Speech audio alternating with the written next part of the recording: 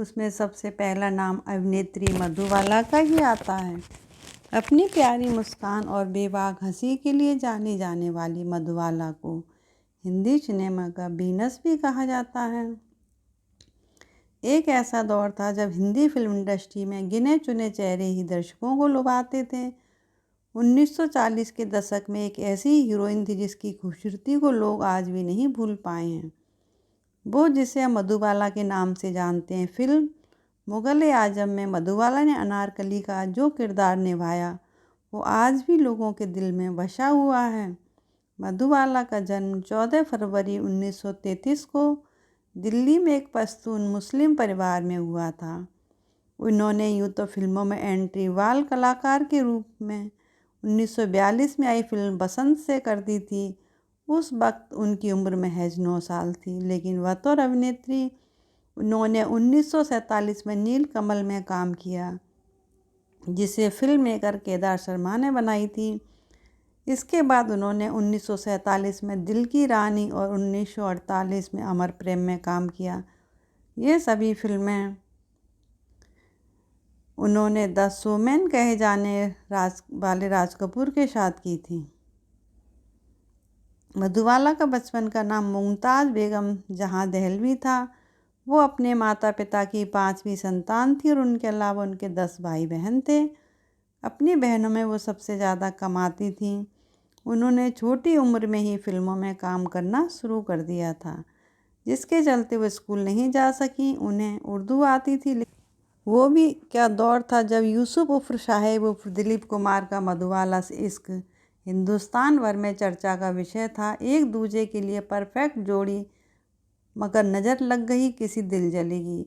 1956 में दिलीप कुमार मधुबाला का romance B R. Chopra की नया दौर के अदालती पचड़े में फंसा और एक दर्द भरे अफसाने के नोट पर ख़त्म हो गया। इसमें मधु के विलेन अब्बू अत्ताउल्लाह खां का भी बड़ा हाथ रहा। उन्हें मालूम था कि बेटी यूसुफ के प्यार में इतना गुम हो जाएगी कि सबको भूल जाएगी। उसकी कमाई पर पल रहा दर्जन भर बंदों का परिवार भूखों मर जाएगा। इस तरह मधु को यूसुफ से दूर रखना उनकी मजबूरी थी। उधर यूसुफ तो मधुबाला के आगोश में चले गए, लेकिन बेयंतीमाला के आगोश में चले गए, लेकिन उधर मधुबाला तन्हा रह गईं। वो ये बेवफाई बर्दाश्त नहीं कर पाईं। तबीयत भी नासाज रहने लगी। ज़िंदगी में मधु ने कई हादसे झेले थे।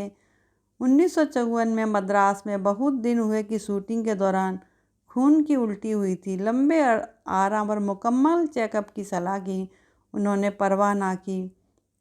मुग़ल-ए-आज़म की शूटिंग के दौरान भी उसकी तबीयत कई बार बिगड़ी, मगर इसके बावजूद वो हाथ में खंजर लेकर शहंशाह अकबर को चैलेंज करती रहीं।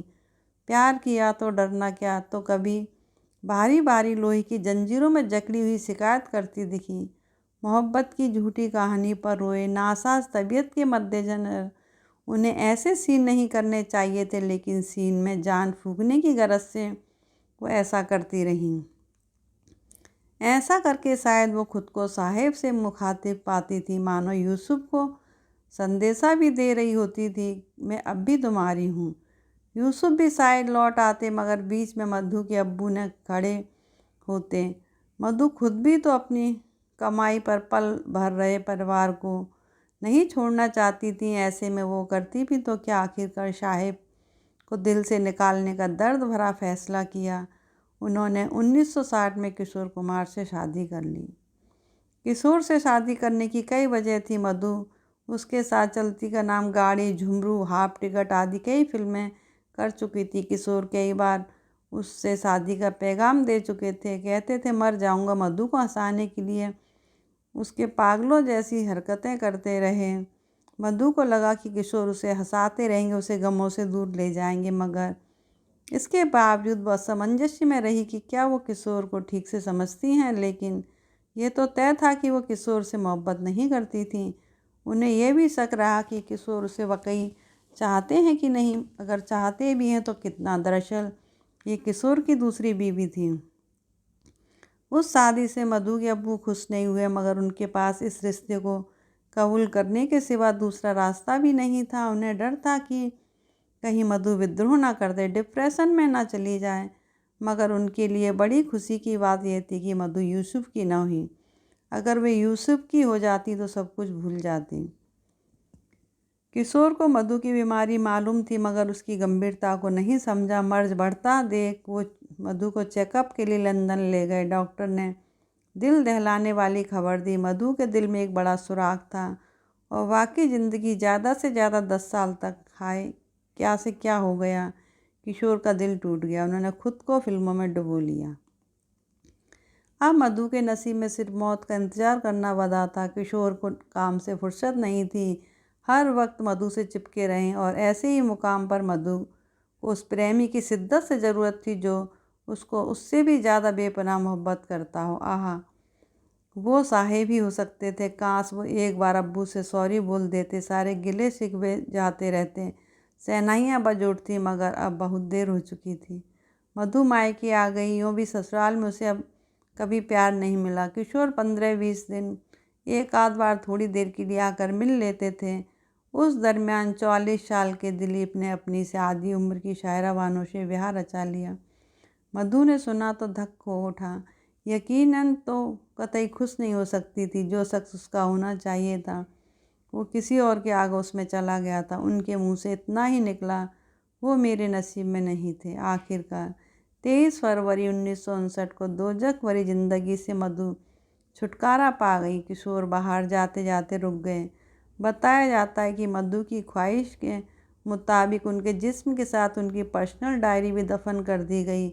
मगर यह सच है तो यकीनन उसमें उन्होंने उस शख्स का जिक्र बार बार किया होगा जिससे उसने दिल की गहराइयों से बेपनाह मोहब्बत की। जाने कितनी रातें तड़प तड़प कर जागते हुए याद में गुजारी, जिसका बिछोह बर्दाश्त नहीं कर पाई और ख़ुद को तकलीफ़ देती रही। वो अपने अब्बू की सलामती की दुआ करती रही। ये नहीं समझ पाई कि आखिर अपने परिवार को छोड़कर कैसे वो पराई हो जाती जो सिर्फ उसी की कमाई पर जिंदा था। मधु ने उन हालात को कैसे और किन लफ्ज़ों में बयां किया होगा, इसे कोई नहीं जान पाया। सब मिट्टी हो गया। मधु के जिस्म के साथ ही फना हो गया। इतने दिलकश और खूबसूरत जिस्म की मल्लिका का भरी जवानी में रुखसत हो जाना यकीनन बड़ा दर्दनाक मंजर था। मधु की इस फ़ानी दुनिया से रुखसती उनके चाहने वालों के लिए किसी हादसे से कम नहीं। उन्होंने वह मुश्किल झेला होगा। वो इसलिए भी चली गई। नियति को मंजूर नहीं था कि वो कभी बूढ़ी हों और उन्हें बूढ़ी देखकर उसके चाहने वालों के दिल टूटे।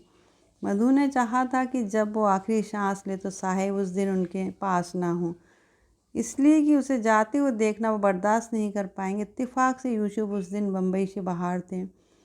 वो मद्रास में शूटिंग कर रहे थे। खबर हुई तो दौड़े चले आए मगर देर हो चुकी थी। उनकी प्यारी मधु दफन हो चुकी थी। अपनी जान से भी ज़्यादा उन्हें चाहने वाली मधु की कब्र पर वो सिर्फ अकीदत के फूल ही चढ़ा सके। उस दिन उन्होंने भी ज़रूर सोचा हो कि काश वो ही 2 कदम आगे बढ़ लेते। अत्ताउल्लाह खान को सिर्फ सॉरी ही तो बोलना था, जुबान तो नहीं घिस जाती। मधु इतनी तकलीफ़ में तो ना पैदा होती। ये नामुराद दिल भी बड़ी अजीब से है, नाजुक इतना कि ज़रा ज़रा सी बात पर टूट जाए और जिद्दी इतना कि पत्थर से भी कहीं ज़्यादा सख्त हो जाए। मधु ने तकरीबन 70 फिल्मों में काम किया जिसमें सिर्फ 15 ही हिट हुई। ज़्यादा से ज़्यादा फिल्में साइन करके परिवार के लिए ढेर सारा पैसा कमाना ही उनका एकमात्र मकसद रहा। इसलिए वो कैसी भी फिल्म वो फ़ौरन करने के लिए तैयार रही। हालांकि उसमें टैलेंट की कोई कमी नहीं रही। मुगले आजम, हावड़ा ब्रिज, चलती का नाम गाड़ी, मिस्टर एंड मिसेज 55, जाली नोट, महल, तराना आदि फिल्में इस सच का पुख्ता करती हैं। एक मशहूर पत्रकार ने उसके बारे में कहा था कि मधु की खूबसूरती के सामने टैलेंट को कभी इज्जत ही नहीं मिली। हॉलीवुड के मशहूर फिल्मकार फ्रैंक कॉपरा ने भी मधुबाला की खूबसूरती पर फिदा होकर उनमें दिलचस्पी दिखाई, परंतु अब्बू अत्ताउल्लाह ने बेटी को 7 समंदर पार भेजने से मना कर दिया।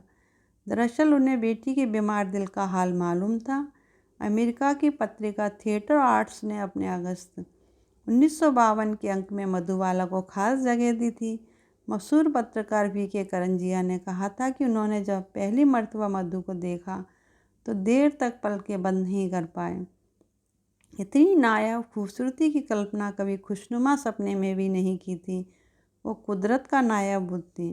मधु को भारतीय सिनेमा की वीनस कहा गया। सुना है मधुबाला की कब्र को पलट दिया गया है ताकि उस जगह कोई दूसरा लेट सके। बेशक खूबसूरती का पर्याय मधु का जिस्म मिट्टी हो चुका है, लेकिन फिजा में उनके होने के एहसास सदियों तक रहेगा। धन्यवाद।